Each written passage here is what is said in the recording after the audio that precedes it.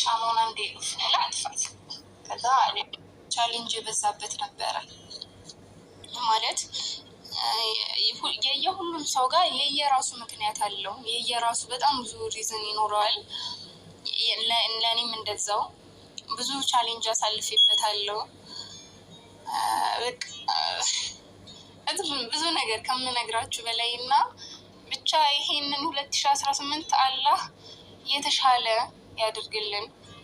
እኛም የተሻለ ሰው እንሁን፣ የተሻለ ቦታ እንድረስ። ሁላችንም ከሀገር ውጭ ያላችሁ ሰዎች በቃ አላህ የልባችሁ ሁሉ ያሳካላችሁ። ተሳክቶላችሁ ወደ ሀገራችሁ መታችሁ ቤተሰባችሁ ጋር የምትቀላቀሉበት አመት ያደርግላችሁ። በቃ ብቻ አላህ የተሻለ አመት ያድርግልን። ለእናንተም ውድ ቤተሰቦቼ ለእኛም እንደዛው ብቻ ያው ዱዓ ማድረግ ነው እና ዛሬ ቀይ በቀይ ለብሼ ነው የመጣሁት። ቀይ አይደለም ፕሮግራም ይላል ሰበብ ደስታይ ከመረ እንደ ድንጋይ ክብር ላይ ብለን ነበረች የጌት ጨዋታች ነበርና እንደውም ካያችሁ ጌት ሁላ ሰጥቻታለሁ። እኔ ሊቨርፑል ይሄ 6 የሚለው ማታ ደውዬላት ነበርና ላይ ብለን ነበረች የጌት ጨዋታች ነበርና እንደውም ካያችሁ ጌት ሁላ ሰጥቻታለሁ። የልብን ተሰጥቻታለሁ። 2 ሸለሸለ ይሰገዱ ዛሬ 6 አመት ከተዋወቅን ብቻ አይደለም ዩቲዩብ ላይ ከመጣች ራሱ ማይ ከኔ ጋር አብረን ከመጣን 1ኛ አመታችን ይመስለኛል ማለት ነው። 1 አመት ሆነ 1ኛ አመታችን ይመስለኛል እና መገጣጣሙ ደስ ይላል። አፍሪካ በነገራችን ላይ ማይ ልጅ ሆና እሷ ናት እንጂ እኔ የማታገኝ እኔ እሷን እየተደበቁ አያት ነበር። ይሄ ጎረቤት ልጅ ወህደቼ የሰሞች ያው ፋሚሊዎች ገብቷቸዋል እናንተ ብዙ። አሰላሙ አለይኩም ወረህመቱላሂ ወበረካቱ። አሸማ ሀርከፉኔ አከም ጅርተኒ ነጋ ቀብደኒ ፈያ ኬሰኒ ጅረ ነጋ ቀብነ ገለተ ረቢ አሚን ማሄ ኮ ሀቢብቲ ኮ በሬዱ ኮ ዱብሽቡሼ ኮ ዱአይ ኬፍ አሚን ያ ረቢ ልዓለሚን ጀኔራ ረቢኒ አኩመቲ ዱአይ ኑ ጎቴ አኒኛን የኒን ኡኔ መላይካ ረቢ ዱአይ ሲያ ጎቱ ሲንጀነ ገማዬ ዱአይ ኬፍ አሚን ሲንጀኔራ kan biyya ormaa keessa facaatanii jirtanii rabbiin aalii keessanitti maatii keessanitti nagaan isin haa deebisu jettee jirti. Aamiin jennee jirra. Asumarraan illee galatoomii siin jenna. Akkuma nu yaadatte siin illee keeriin si haa yaadatu siin jedha. Dubbishbishee koo bareedduu koo shokolaataa koo shaayee koo sukkaara koo baganaa jiraatte. Maashaallah rabbi sirraa jaallatu maa'ee. galatoomii siin jenna lubbiyee baay'ee du'aa nu goote. Amiin yaa rabbi. Wallaahi rabbiin akkuma keessan kana biyya keenyatti nagaatiin gammachuutiin dalagannee rabbiin nu gammachiiseen biyya keenyatti naannoo akkuma keessan kana fataa zanaa jennu rabbi nu haa taasisu. Wallaahi du'aa nu godha bakkuma jirtanitti. Wallaahi laaziim du'aa kee rabbiin sirra nuuf haa taqabbaluu siin jedha. yaa qaalii koo yaa habibtii koo baga rabbillee si fayyise asumarraanillee baga fayyite baga rabbiin aafiyaa keetti si deebisee aafiyaa sii laate rabbiin sitti sin gaabbiin sirraa hin fudhatiin siin jedha bareedduu koo asumaanillee asan rabbiin baga si fayyisee baga fayyite atillee ammallee huqqattee jirta baay'ee tokkotti durayyuu huqqaadhaan nama ammoo ijiyyuu sirratti addaatee jira wanta ta'eefi rabbiin aafiyaa keessitti haa deebisu sittillee aafiyaa si kennee sirraa hin fudhatiin siniin jenna. Asumaan immoo keekii kukkutataa jiru gammachuu waggaa tokko isaanii gaddee walitti dabalanii maashaa Allah nama gammachiisa. Asan immoo keekii biddeena gola lixee keekii itti qabatee jechuudha. Keekii itti qabee afaan kaafu maal jechuudha. Baaduu itti fakkaata fuuldura taa'ee keekiin baaduu itti fakkaatee natti fakkaata. Biddeena ol lixee golaa fidee jechuudha. Itti akkas godhee keekii ittiin kutee afaan kaafu dhaqee maayeetiin jechuudha. Yaa Rabbi Waansa baaduu itti fakkaate ta'a fuulduratti miskiina keekini baay'ee tokko namatti toltu rabbiin jaalala keessanii jaalala dhugaa jaalala gammachuu rabbiin isin haa taasisu rabbii walitti isin haa jaallatu wal biraa isin hin fuudhiini isiniin jenna ijarraa hafaa jaalalli dhuma hin qabneef immoo kan daangaa hin qabne jidduu keessan rabbiin isin haa kaa'u isiniin jedha. Maashaallah amala qabeetti koomaa'ee wallahi rabbiin yaadaa muraada keessii billeessi yaa guutuu akkuma nuuf du'aa goote kanatti inshaallah baay'ee tokko nama gammachiisa baay'ee tokko namatti tola gisee namni nama yaadatee kan biyyaa baatanii kan biyyaa keessaa carraan sin baastee dalaganna jettanii rabbiin nagaan sin naannessu gisee namaan jedhee du'aa namaa godhu namni nama yaadatu gisee viidiyoo waraabbatu wallahi baay'ee tokko namatti tola. Keeriin sin yaadatu wallahi akkuma nu yaadattani du'aa nuu godhaan mallee akka siyaasan maal taate yaasan wallahi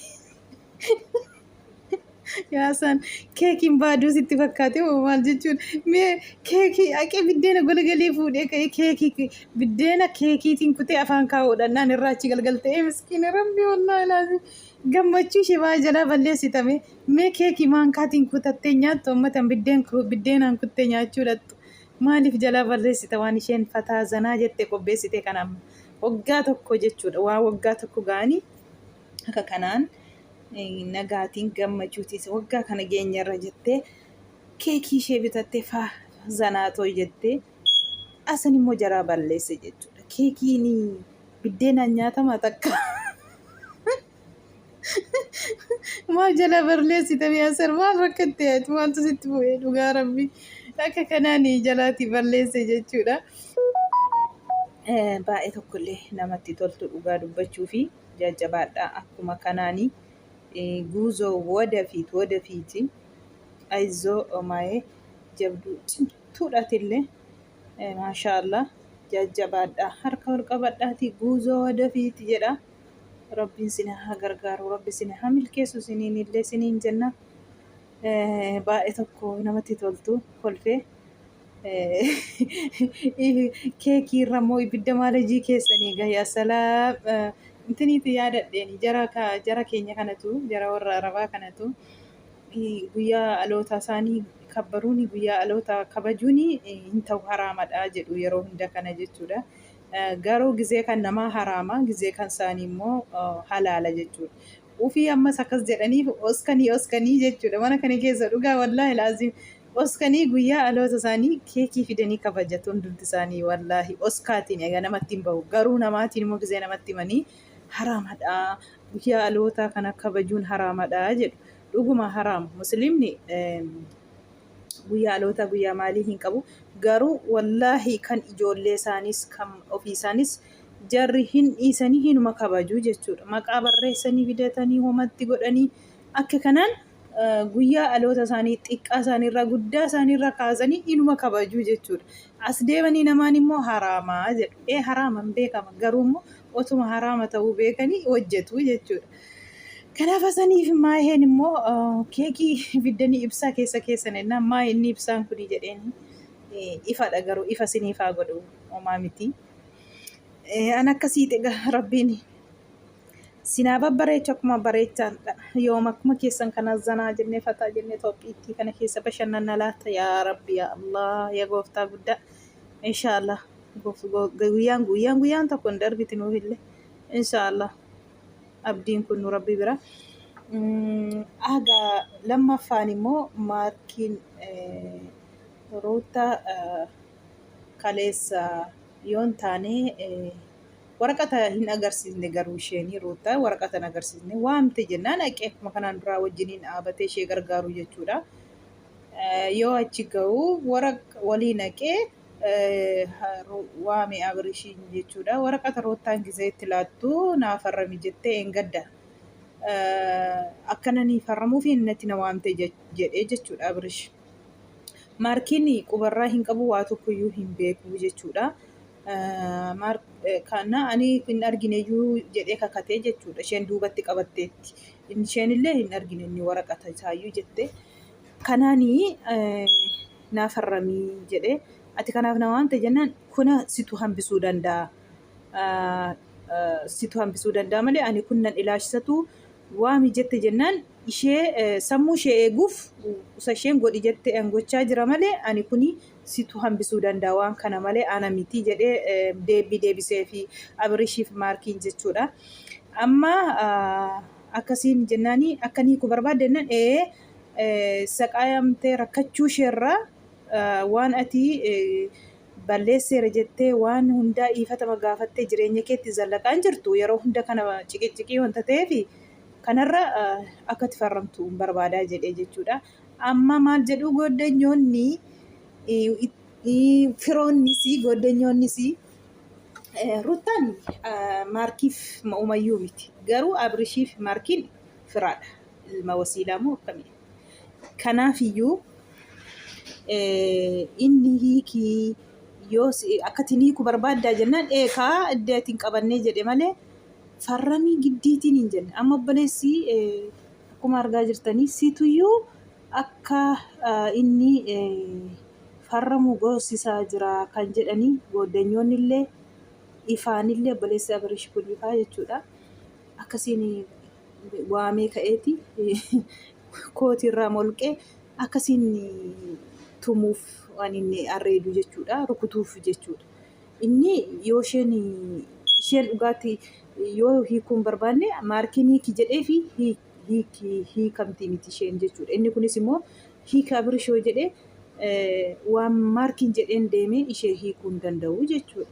Kanaafuu Maarkiin naa waamii jettee naa faanarra deemeeti malee maalirraa qaba haajaa itti hin qabu jechuudha. Garuu immoo situu hiiki jedhee akka hiiktuu godhaa kan jiru akka ishee mana poolisii deemtee maaxaraa kissii itti fiddee akka inni farramuufi kanammoo kan godhee sidhaa kan jechaa jiranii jechuudha.